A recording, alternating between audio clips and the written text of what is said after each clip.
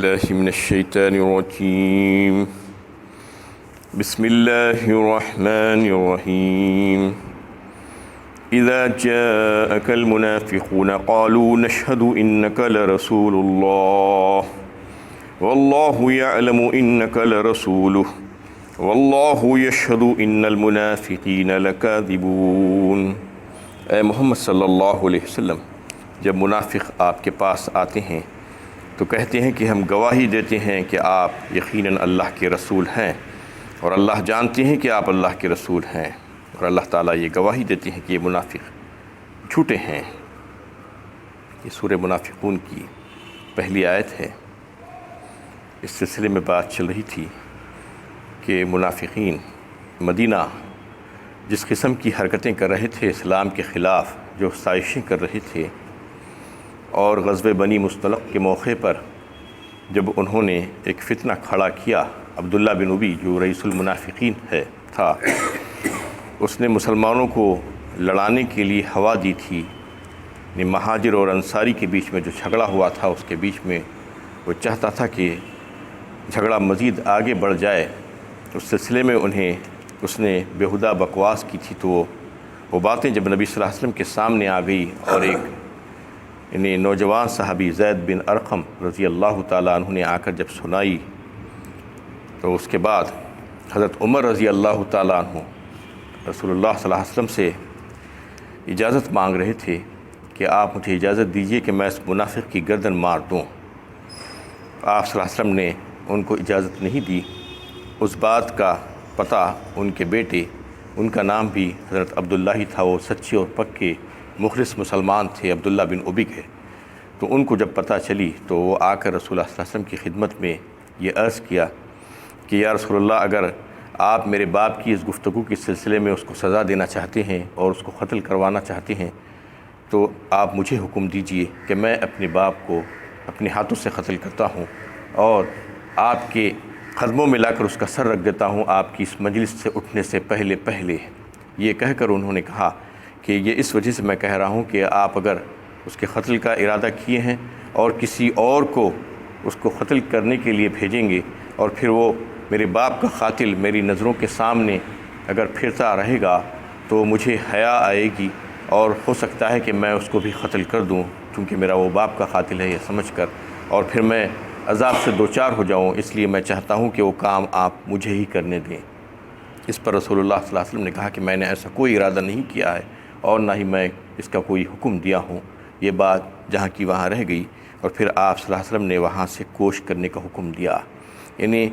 جو قافلہ نکلنے والا تھا، عام طور پر جس طریقے سے آپ صلی اللہ علیہ وسلم نکلتے تھے ویسا نہیں، اس کے خلاف، عادت کے خلاف آپ نے فوراً اس قافلے کا کوش کرنے کا حکم دیا، کیونکہ یہ حالات جو پیش آ رہے تھے اس میں لشکر میں، تو اس وجہ سے آپ صلی اللہ علیہ وسلم فوراً نکل گئے اور قافلہ واپس آنے لگا مدینہ طیبہ کی طرف۔ اور حضرت زید بن ارقم جن کو اس نے جھوٹا قرار دیا تھا، وہ عبداللہ بن ابی، اور ان کو رسوا کیا تھا، وہ بار بار رسول اللہ صلی اللہ علیہ وسلم کی سواری کے قریب آتے جاتے، اور یہ دل میں ان کے بات آ رہی تھی کہ اس نے مجھے رسوا کیا ہے تو یقیناً اللہ تعالیٰ میرے تعلق سے یہ میری تصدیق فرمائیں گے قرآن میں، اور اس کی نکیر ہوگی، یہ سوچ کر قریب آتے جا رہے تھے۔ اور ایک وقت ایسا آیا کہ آپ کر وہی کے آثار نمودار ہوئے آپ صلی اللہ علیہ وسلم پر، اور وہ کیفیت ہوئی، اور پھر وہ کیفیت جب ختم ہوئی تو وہ قریب ہی تھے رسول اللہ صلی اللہ علیہ وسلم کی سواری کے، تو رسول اللہ صلی اللہ علیہ وسلم نے حضرت زید بن ارقم کا کان پکڑا اور پکڑ کر کہا کہ یا غلام صدق اللہ حدیثک، یعنی اے لڑکے تیری بات سچی ثابت ہوئی، صدق اللہ حدیثک۔ اور پھر کہا کہ یعنی نزلت سورۃ المنافقون، یہ کہہ کر آپ صلی اللہ علیہ وسلم نے یہ پوری صورت نے ان کو سنائی۔ وہاں پر جو بھی اصحاب موجود تھے اللہ تعالیٰ نے وہ ساری بات واضح فرما دی جو اس بدبخت منافق نے گھڑی تھی اور جھوٹ کہا تھا، ساری باتیں مسلمانوں کے خلاف کہہ کر اس کے بعد جب اس نے کہہ دیا تھا کہ میں نے نہیں کہا ہے، تو اللہ تعالیٰ نے اس کی وضاحت فرما دی، اور ان صحابی کے تعلق سے اللہ تعالیٰ نے یہ آیت نازل فرمائی۔ اذا جاءك المنافقون قالوا نشهد انك لرسول اللہ، فرمایا کہ اے محمد صلی اللہ علیہ وسلم، جب منافق آپ کے پاس آتے ہیں تو کہتے ہیں کہ ہم گواہی دیتے ہیں کہ آپ یقیناً اللہ کے رسول ہے، جیسا کہ اس سے پہلے آپ بات سن رہے تھے کہ عبداللہ بن ابی بھی آ کر آپ صلی اللہ علیہ وسلم کی مجلس میں آپ صلی اللہ علیہ وسلم جب خطبہ دینے کے لیے اٹھ کر کھڑے ہوتے تو کہتا کہ لوگوں دیکھو یہ اللہ کے رسول موجود ہیں تمہارے پاس، تمہارے ساتھ، اور انہی کی وجہ سے تمہیں شرف اور عزت حاصل ہوئی ہے، ان کی بات کو غور سے سنو اور ان کی اتباع کرنے کی کوشش کرو، یہ کہتا، لیکن دل میں بات کچھ اور تھی۔ تو اللہ تعالیٰ یہی کہہ رہے ہیں کہ یہ لوگ جو بات کی گواہی دیتے ہیں کہ آپ اللہ کے رسول ہیں، یہ بات تو بذات خود بجائے خود صحیح اور سچی ہے، لیکن جو بات وہ کہہ رہے ہیں وہ بات غلط ہے۔ اس کا مطلب یہ ہے کہ ان کے دل میں جو عقیدہ ہے وہ عقیدہ اس کے خلاف جاتا ہے، عقیدے کے خلاف بات کر رہے ہیں، تو یعنی یہ جھوٹے ہیں۔ اللہ تعالیٰ فرما رہے ہیں بات سچی کہہ رہے ہیں لیکن دل میں جو بات نہیں ہے، اس وجہ سے یہ جھوٹے قرار دیے گئے ہیں۔ اس کا جو ہے مطلب یہی ہے کہ جیسا کہ کوئی انسان جو کافر ہے، اللہ تعالیٰ کو نہیں مانتا، اسلام میں داخل نہیں ہوا ہے اور یہ کہتا ہے کہ اس دین اسلام برحق ہے، تو اس کا مطلب یہ ہوگا کہ دین اسلام تو برحق ہے، یقینی طور پر وہ سچا مذہب ہے اور وہ بات سچی کہہ رہا ہے، لیکن چونکہ اس کا ارادہ جو ہے، اس کے دل میں جو بات ہے، جو شہادت جو دے رہا ہے، وہ شہادت جھوٹی ہے، کیونکہ اس کا عقیدہ اس کے خلاف جاتا ہے۔ اگر عقیدہ اس کی تائید میں جاتا تو پھر وہ اسلام لے آتا اور مسلمان ہو جاتا، لیکن چونکہ اسلام نہیں لے آیا ہے لیکن اسلام کی سچائی کی گواہی دے رہا ہے، اس کا مطلب یہ ہے کہ اسلام تو سچا ہے، وہ بات تو سچی کہہ رہا ہے، لیکن اس کے عقیدے کے خلاف جا رہی ہے، اس لیے اسے جھوٹا کہا جائے گا۔ اسی طور پر اللہ تعالیٰ نے یہاں پر کہا کہ یہ لوگ جھوٹے ہیں جو کہہ رہے ہیں آ کر کہ آپ اللہ کے رسول ہے، یقیناً اللہ تعالیٰ جانتے ہیں۔ فرمایا اللہ تعالیٰ نے واللہ یعلم انک لرسول، اللہ تعالیٰ تو جانتے ہیں کہ یقیناً آپ اللہ کے رسول ہیں، اور پھر یہ بھی جانتے ہیں کہ واللہ یشہد ان المنافقین لکاذبون، اور یہ گواہی دیتے ہیں اللہ تعالیٰ کہ یہ منافقین جو ہے، یہ جو بات کہہ رہے ہیں غلط بات کہہ رہے ہیں، ان کے دل میں یہ بات نہیں ہے جو یہ گواہی دے رہے ہیں۔ اتخذوا ایمانہم جنۃ فصدوا عن سبیل اللہ انہم ساء ما كانوا یعملون، انہوں نے اپنی خصموں کو ڈھال بنا رکھا ہے اور اس طرح یہ اللہ کے راستے سے لوگوں کو روکتے ہیں۔ کیسی بری حرکت ہے جو یہ کرتے ہیں۔ اس میں اللہ تعالیٰ فرما رہے ہیں کہ بات بات پر خصمیں کھاتے ہیں، خصموں کو انہوں نے اپنا ڈھال بنا لیا ہے، اور یہ اس وجہ سے کرتے ہیں کہ مسلمانوں کی غیظ و غضب سے بچ جائیں۔ یعنی عام طور پر یہ ہوتا تھا کہ وہ مسلمانوں کی صفوں میں داخل ہو گئے تھے، دل میں ایمان نہیں تھا، لیکن بظاہر ایمان کا اظہار کر کے مسلمانوں کے ساتھ مل جاتے تھے تاکہ ان کی غیظ و غضب سے محفوظ ہوں اور کچھ فائدہ بھی حاصل ہو جائے۔ یعنی دو طریقے سے یہ کام کرتے تھے، ایک یہ ایمان کا اظہار کرنے کے لیے جھوٹی قسمیں کھاتے تھے کہ واللہ ہم مومن ہیں، اور کبھی جب بات پکڑی جاتی ان کی چوری راز فاش ہو جاتا تو اس وقت بھی قسمیں کھا کھا کر کہتے کہ ہم نے ایسا نہیں کہا تھا، جیسا کہ یہ واقعے میں عبداللہ بن ابی نے انہیں بات کو جھٹلا دیا تھا حضرت زید بن ارقم رضی اللہ تعالیٰ عنہ کی کہ یہ لڑکا غلط بات کہہ رہا ہے، میں نے ایسا بالکل بھی نہیں کہا ہے، یہ کہہ کر ان کو جھٹلا دیا تھا۔ تو یہ جھٹلاتے وقت بھی اللہ کی قسمیں کھاتے ہیں، ایمان لانے کا دعویٰ کرتے وقت بھی اللہ کی قسمیں کھاتے ہیں، جبکہ مومنین اور مخلصین جو ہے ان کو اس قسم کی ضرورت نہیں پڑتی، وہ تو عمل کرنے والے لوگ ہوتے ہیں، باتوں سے زبانی طور پر قسمیں کھا کر کہنا ان کا شیوا نہیں ہوتا۔ انہم ساء ما کانوا یعملون، کیسی بری ہے یہ حرکتیں کر رہے ہیں۔ ذالک بانہم آمنوا ثم کفروا فطبع علی قلوبہم فہم لا یفقہون، یہ لوگ ایسے کام اس لیے کرتے ہیں کہ پہلے یہ ایمان لائے پھر انکار حق کیا، بس اس پاداش میں اللہ تعالیٰ نے ان کے دلوں پر مہر لگا دی، اب وہ حق بات سمجھ ہی نہیں سکتے۔ یہ ایسا کیوں کر رہے ہیں؟ اللہ تعالیٰ فرما رہے ہیں کہ پہلے انہوں نے ایمان لایا، اس کا مطلب یہ ہے کہ بظاہر ایمان لائے اور لا کر مسلمانوں میں داخل ہو گئے، اس کے بعد پھر سے کفر کیا، مطلب یہ ہے کہ دل میں ایمان نہیں تھا ان کے، اس لیے پھر سے وہ پلٹ آئے، مرتد ہوئے،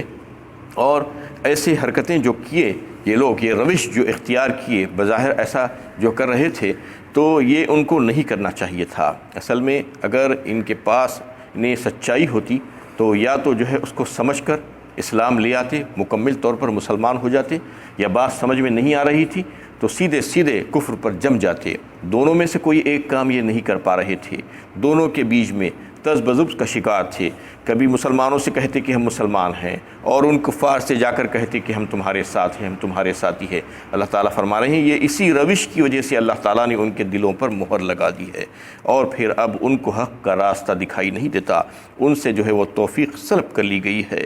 اور ان میں جو ہے ذری بھی سچائی نہیں ہے، اور ذرا بھی جو ہے احساس باقی ان میں نہیں بچا کہ بات سچی کہہ دیتے، ہمیشہ جھوٹ، انہیں شب و روز ان کا مشغلہ یہی ہے کہ جھوٹ کہنا، ان سے کچھ کہہ دینا، ان سے کچھ کہہ دینا، مکر و فریب کی حرکتیں کرنا، یہ کرتے کرتے کرتے یہ بہت دور پہنچ گئے ہیں۔ فہم لا یفقہون، اب ان کو حق بات سمجھ میں آتی ہی نہیں، وہ جو ہے جو کر رہے ہیں یہ سمجھتے ہیں کہ اچھا کر رہے ہیں، لیکن حق بات ان کے قریب بھی نہیں آتی۔ وَإِذَا رَأَيْتُهُمْ تُعْجِبُكَ أَجْسَامُهُمْ وَإِنْ يَقُولُوا تَسْمَعْ لِقَوْلِهِمْ كَأَنَّهُمْ خُشُبٌ مُّسَنَّدَةٌ يحسبون كل صيحة عليهم هم العدو فاحذرهم قاتلهم الله أنى يؤفكون۔ ان کی طرف دیکھیں تو آپ کو ان کی جسامت اور شخصیت پسندیدہ نظر آئے گی، اور جب وہ گفتگو کریں تو بس آپ ان کی باتیں سنتے ہی رہ جائیں،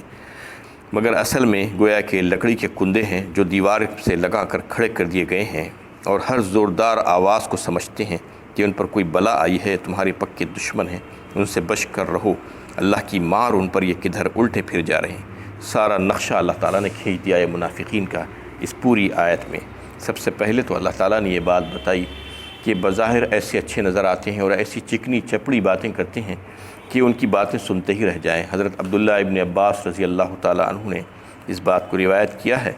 کہا کہ عبداللہ بن ابی منافق جو تھا وہ بڑے خوب اچھے خاصے ڈیل ڈول کا آدمی تھا، اور بڑا تندرست آدمی تھا، اونچا پورا خد و خامت کے حساب سے، اور انتہائی خوش شکل تھا، اور ایسی چکنی چپڑیں باتیں کرتا تھا، دل میں بٹھا دینے والی باتیں کہ لوگ اس کی باتیں سنتے ہی رہ جائیں۔ بڑا چرب زبان تھا، اور اس کے ساتھیوں کی شان بھی یہی تھی جو اس کے ساتھ تھے منافقین، وہ لوگ بھی ایسے ہی مدینہ کے بڑے بڑے رئیس تھے، اور جب اللہ کے نبی صلی اللہ علیہ وسلم کی مجلس میں آتے تو آ کر دیواروں سے تکیے لگا کر ٹیک لگا کر بیٹھ جاتے، اور ایسی باتیں کرتے لوگوں کے سامنے، ایسا دکھتا کہ بس ان سے اچھے اور ان سے پکے مسلمان اور مومن کوئی نہیں ہے، باتوں میں لوگوں کو الجھا دیتے، اور وہ بھی جو ہے بڑے بڑے لوگ تھے، دولت مند لوگ تھے، بڑے با اثر قسم کے لوگ تھے، ان کو دیکھ کر کوئی یہ اندازہ نہیں کر سکتا تھا کہ یہ بدبخت ایسے ہیں کہ بڑے ظاہر میں تو ایسے نظر آتے ہیں بڑے، لیکن ان کے کردار اتنے ذلیل ہیں کہ یہ ان کے تعلق سے کوئی سمجھ نہیں سکتا تھا۔ تو اللہ تعالیٰ بتا رہے ہیں کہ بظاہر تو بڑے اچھے اچھے نظر آتے ہیں، ان کی مثال اللہ تعالیٰ نے دی کہ یہ گویا لکڑی کے کندے ہیں اور دیواروں سے لگا کر کھڑے کر دیے گئے ہیں۔ لکڑی کے کندوں سے ان کو تشبیہ دی گئی ہے، اس کا مطلب یہ ہے کہ انتہائی ناکارہ قسم کے لوگ ہیں، کسی کام کی نہیں ہیں۔ لکڑی کو بھی جو ہے اگر کام میں لینا ہے تو کہیں پر لگانا پڑتا ہے، اس کو فرنیچر میں لگاتے ہیں، دروازوں میں لگاتے ہیں، چھت میں کہیں پر لگاتے ہیں۔ جب لکڑی کو کھڑا کر دیا جاتا ہے کہیں سے لگا کر تو اس کا مطلب یہ ہے کہ وہ کسی کام کی لکڑی نہیں ہے، وہ کندوں کی طرح ہے بالکل، اور ان سے کسی قسم کا کوئی فائدہ کسی کو نہیں پہنچتا۔ یحسبون کل صیحۃ علیہم، اور وہ بزدل ایسے ہیں، ان کی بزدلی کا اور ان کے ضمیر کی جو آواز ان کو اندر سے ستاتی تھی کہ وہ جو کردار ان کا تھا کہ باہر ایک اور اندر ایک، اس کی وجہ سے ایسے بزدل بن گئے تھے، اور ایسا خوف ان کے دلوں میں بیٹھ گیا تھا کہ کہیں سے کوئی ایک زوردار آواز آتی، کہیں پر شور مچ جاتا تو یہ سوچنے لگتے کہ کہیں ہمارے لیے کوئی پیغام تو نہیں آ گیا، کہیں ہمارے خلاف کوئی اٹھ تو نہیں گئے ہیں، کہیں مسلمانوں کے صبر کا پیمانہ لبریز ہو کر وہ ہمیں مارنے تو نہیں آ رہے، کہیں ہماری شامت تو نہیں آ گئی، یہ سوچ کر پریشان ہوتے۔ یحسبون کل صیحۃ علیہم، فرمایا اللہ تعالیٰ نے، ہم العدو فاحذرہم، اس کے بعد فرماتی ہیں اللہ تعالیٰ کہ وہ تمہارے پکے دشمن ہیں، یعنی وہ دشمن بظاہر تمہیں نظر نہیں آتے لیکن وہ تمہارے پیچھے چھپے ہوئے دشمن ہیں، وہ سب سے زیادہ بڑے دشمن ہوتے ہیں جو سامنے آ کر وار نہیں کرتے بلکہ پیچھے سے تمہارا مقابلہ کرتے ہیں، تمہارے اوپر وار کرتے ہیں، ان سے بچ کر رہو۔ قاتلہم اللہ، اللہ تعالیٰ ان کو مارے۔ اللہ تعالیٰ یہ کہہ رہے ہیں، یہ بہت ہی بڑی بد دعا ہے ان کے لیے۔ یہ کہا جا رہا ہے کہ اللہ کا فیصلہ ہو چکا ہے ان کے لیے، اس قسم کی حرکتوں کی وجہ سے، ان کے کردار کی وجہ سے اللہ تعالیٰ یہ فیصلہ کر چکے ہیں کہ ان کے لیے جو ہے سوائے اللہ تعالیٰ غضب ہونے کے اور کچھ نہیں ہوگا، نار جہنم ان کے لیے تیار ہے، اور ان کے لیے جو ہے لعنت اور پھٹکار ہے اللہ تعالیٰ کی طرف سے، اور مذمت کی جا رہی ہے ان کے لیے۔ انا یوفکون، اور فرمایا گیا کہ وہ کہاں پھرے جا رہے ہیں، الٹے پھرے جا رہے ہیں۔ اس کا مطلب یہ ہے کہ یہ اس قسم کی جو حرکتیں کر رہے ہیں یہ کس وجہ سے کرتے ہیں؟ ایک تو شیطان ان کو اکسا دیتا ہے، شیطان ان کو یہ کاموں میں لگا دیتا ہے، اور ان کے برے ساتھی، بری صحبت انسان کو خراب کر دیتی ہے، یہ اس وجہ سے یہ ہوا تھا۔ اور کبھی ایسا ہوتا ہے کہ نفس کی برائی ان کے اوپر غالب آ جاتی ہے، اس کی وجہ سے جو ہے اس قسم کے کام کرتے ہیں لوگ۔ اور کبھی ایسا ہوتا ہے کہ اس کی بیوی، کبھی اس کے بچے اس کو ورغلا دیتے ہیں غلط کاموں کے لیے انسان کو، تو وہ کاموں میں لگ جاتا ہے، اس کی طرف وہ محرک بن جاتا ہے۔ اور کبھی ایسا ہوتا ہے کہ اس کے خاندان، قبیلے کے لوگ اس کے جو اشرار قسم کے جو لوگ ہوتے ہیں اس کو غلط کاموں میں لگانے کی کوشش کرتے ہیں۔ یہ مختلف قسم کی محرکات ہوتی ہیں انسان کو خراب کرنے کے سلسلے میں۔ اللہ تعالیٰ فرما رہے ہیں کہ کہاں جا رہا ہے، یہ الٹا پھرا جا رہا ہے۔ وَإِذَا قِيلَ لَهُمْ تَعَالَوْا يَسْتَغْفِرْ لَكُمْ رَسُولُ اللَّهِ لَوَّوْا رُؤُوسَهُمْ وَرَأَيْتَهُمْ يَصُدُّونَ وَهُمْ مُسْتَكْبِرُونَ، اور جب ان سے کہا جاتا ہے کہ آؤ اللہ کے رسول تمہارے لیے مغفرت کی دعا کریں، تو وہ مغرورانہ سر ہلاتے ہیں، اور آپ انہیں دیکھتے ہیں کہ وہ تکبر کے ساتھ منہ پھیر لیتے ہیں۔ جب ان سے کہہ دیا جاتا ہے کہ تمہاری جو غلطیاں ہوئی ہیں اس پر تم شرمندہ ہو جاؤ، اور اللہ کے نبی صلی اللہ علیہ وسلم کی مجلس میں آ جاؤ اور آ کر ان کے سامنے اپنے گناہ کا اعتراف کرو، جیسا کہ عبادہ بن صامت رضی اللہ تعالیٰ عنہ نے جب اس غلطی پر عبداللہ بن ابی کو ٹوکا تھا اور کہا تھا کہ جاؤ تم جا کر رسول اللہ صلی اللہ علیہ وسلم کی محفل میں جاؤ اور ان کے پاس جا کر اظہار کرو اس بات کا کہ مجھ سے غلطی ہو گئی ہے، اظہار ندامت کرو، تو وہ تمہارے لیے استغفار کریں گے۔ تو کہنے لگا کہ میں کیوں جاؤں ان کے پاس؟ یہ توہین سمجھتے تھے کہ جا کر رسول اللہ صلی اللہ علیہ وسلم کے سامنے اپنے گناہ کا اور اپنی جرم کا اعتراف کریں، یہ نہیں کرنا چاہتے تھے۔ اللہ تعالیٰ فرما رہے ہیں کہ وہ منہ پھیر لیتے ہیں اس وجہ سے کہ تکبر میں ہے، وہ شیطان ان کو اس کی طرف لے کر چلا گیا ہے۔ وآخر دعوانا ان الحمد للہ رب العالمین۔